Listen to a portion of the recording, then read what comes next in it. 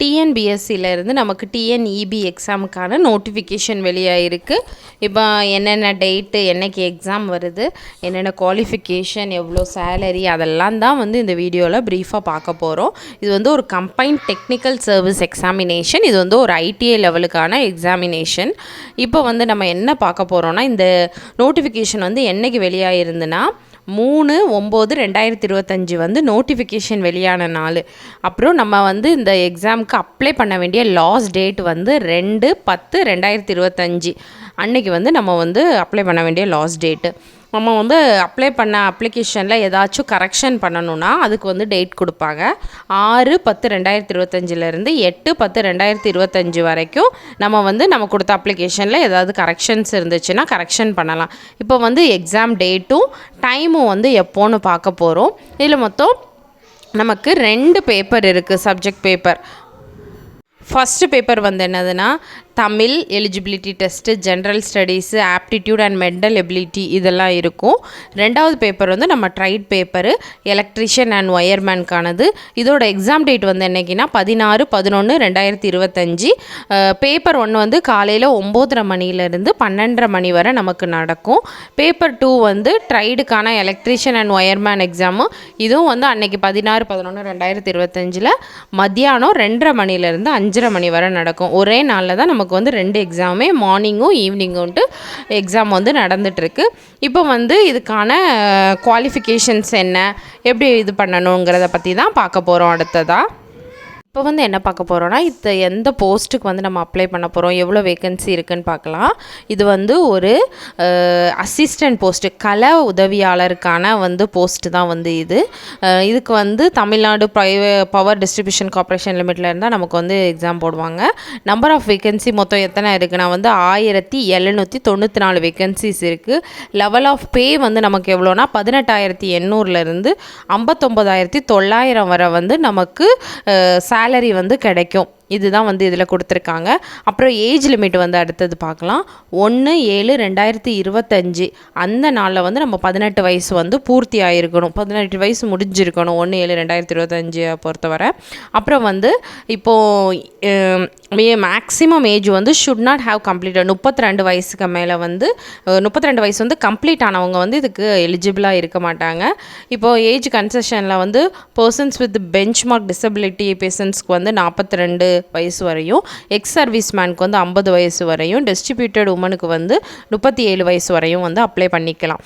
அதே மாதிரி வந்து பிசி, ஓபிசி, பிசிஎம், எம்பிசிக்கு வந்து 34 வயசு வரையும், எஸ்சி எஸ்டிக்கு வந்து 37 வயசு வரையும், டிசபிலிட்டி பேஷண்ட்க்கு வந்து 44 வயசு வரையும், பிசி எம்பிசி இருக்கவங்களுக்கு, எஸ்சி எஸ்சி எஸ்டிஏல இருக்கவங்களுக்கு வந்து 47 வயசு வரையும், எக்ஸ் சர்வீஸ் மேனுக்கு வந்து 55 வயசு வரையும், டிஸ்ட்ரிபியூட்டட் உமனுக்கு வந்து 37 வயசு வரையும் வந்து அப்ளை பண்ணிக்கலாம்.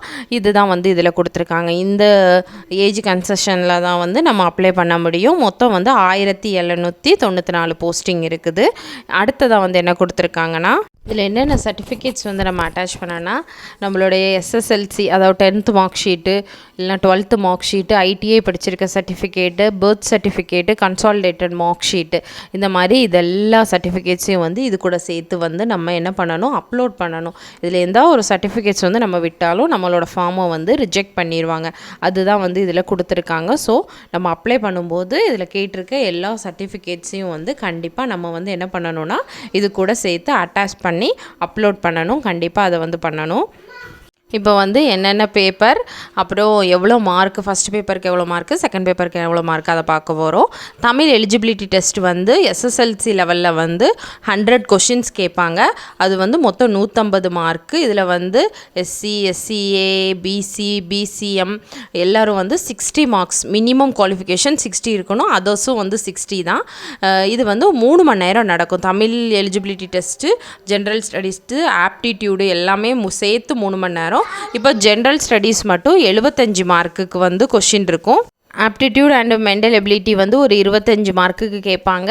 இந்த 3மே சேர்த்து தான் வந்து நமக்கு 3 மணி நேரம் எக்ஸாம் நடக்கும். இப்போ வந்து ஜென்ரல் ஸ்டடீஸும் ஆப்டிடியூடும் வந்து 150 மார்க்குக்கு இருக்கும். இதில் மொத்தம் 135 மார்க் எடுக்கணும். அதர்ஸ் வந்து 180 மார்க் எடுக்கணும். அப்புறமா வந்து இது வந்து ஆப்ஜெக்டிவ் டைப் கொஷின்ஸ் தான், கம்ப்யூட்டர் பேஸ்ட் எக்ஸாம் தான் வந்து இருக்கும். அப்புறமா வந்து பேப்பர் 2 வந்து மத்தியானம் நடக்கும். அதுக்கு வந்து என்னென்னா ஐடிஐ லெவலில் வந்து கொஷின்ஸ் கேட்பாங்க. மொத்தமாக 200 கொஷின்ஸ் கேட்பாங்க. 3 மணி நேரம் எக்ஸாம் நடக்கும். மொத்தம் 300 மார்க்கு. டோட்டலாக வந்து நமக்கு எவ்வளோ மார்க்னா 450 மார்க்கு. அதில் வந்து நம்ம எவ்வளோ மார்க் எடுக்கணும்னு போட்டிருக்குன்னு பார்த்தீங்கன்னா BC, MBC, SC, SCA, STA இவங்கெல்லாம் வந்து 195 மார்க்கும், அதர்ஸ் வந்து 240 மார்க்கும் வந்து மினிமமாக எடுக்கணும். அதுக்கப்புறம் வந்து என்ன, இது வந்து ஃபுல்லாகவே ஆப்ஜெக்டிவ் டைப் கொஷின்ஸ் தான். இது எல்லாமே நம்ம பார்த்துட்டோம். இதுதான் வந்து இது கொடுத்துருக்கு. இது கம்ப்யூட்டர் பேஸ்டு எக்ஸாம். இதுக்கப்புறமா வந்து என்ன கொடுத்துருக்காங்கன்னா நமக்கு ஃபீல்டு அசிஸ்டண்ட்டுக்கு வந்து ஸ்டாண்டர்ட் வந்து ஐடிஐ ஸ்டாண்டர்ட் தான். லாங்குவேஜ் ஆஃப் கொஷின் பேப்பர் வந்து இங்கிலீஷ்லேயும் இருக்கும், தமிழ்லேயும் இருக்கும் நமக்கு.